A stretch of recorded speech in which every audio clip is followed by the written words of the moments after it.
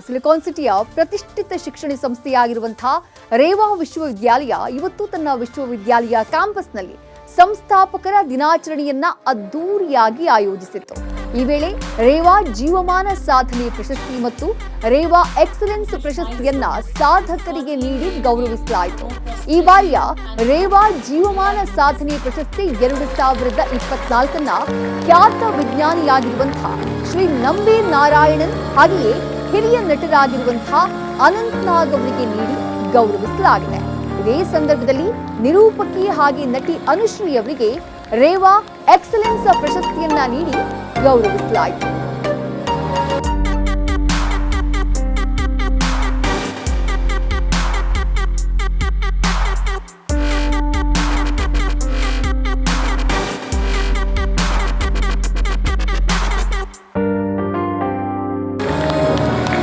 ಮಕ್ಕಳಿಗೆ ಅನುಕೂಲ ಆಗಲಿ, ಅವ್ರ ಮುಖಾಂತರ ಇವ್ರ ಎಕ್ಸ್ಪೀರಿಯನ್ಸ್ ಶೇರ್ ಮಾಡಿದಾಗ ಅವ್ರು ಮಾತಾಡೋದ್ರಲ್ಲಿ ಅವ್ರಿಗೆ ಒಂದು ಹುಮ್ಮಸ್ ಬರುತ್ತೆ. ಅದನ್ನು ಕ್ಯಾಚ್ ಮಾಡಿಕೊಂಡು ಅವರೇ ತುಂಬ ಕಲಿತಾರೆ ಅನ್ನೋ ಉದ್ದೇಶದಿಂದ ನಾವು ಇದನ್ನು ಮಾಡ್ತಾಯಿದ್ವಿ.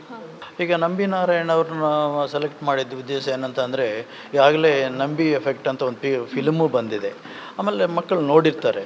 ನಮ್ಮಲ್ಲಿ ಈಗ ಏರೋಸ್ಪೇಸ್ ಪ್ರೋಗ್ರಾಮ್ ಇದೆ, ಮೆಕ್ಟ್ರಾನಿಕ್ಸ್ ಅನ್ನೋ ಪ್ರೋಗ್ರಾಮ್ ಇದೆ. ಅವ್ರಿಗೆ ಅನುಕೂಲ ಆಗುತ್ತೆ ಅದನ್ನು ಅವ್ರು ಮಾತಾಡಿದಾಗ.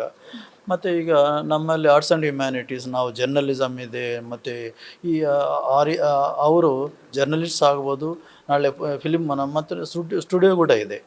ಈಗ ಅನಂತ್ ನಾಗ್ ಅವರು ಶೇರ್ ಮಾಡಿದಾಗ, ಈಗ ಅನುಶ್ರೀ ಅವರು ಶೇರ್ ಮಾಡಿದಾಗ ಆ್ಯಂಕರ್ ಮಾಡ್ಬೋದು, ಹೆಂಗೆ ಮಾಡೋದು ಅಂತ ಇನ್ಸ್ಪಿರೇಷನ್ ಆಗುತ್ತಾರೆ. ಮತ್ತು ಆ್ಯಕ್ಟ್ ಮಾಡ್ಬೋದು, ನಾಳೆ ಅವರೇ ಪ್ರೊಡ್ಯೂಸರ್ಸ್ ಆಗ್ಬೋದು ಅನ್ನೋ ಉದ್ದೇಶದಿಂದ ಮಾಡ್ತಿರೋ ಪ್ರೋಗ್ರಾಮ್ ಇದೆ.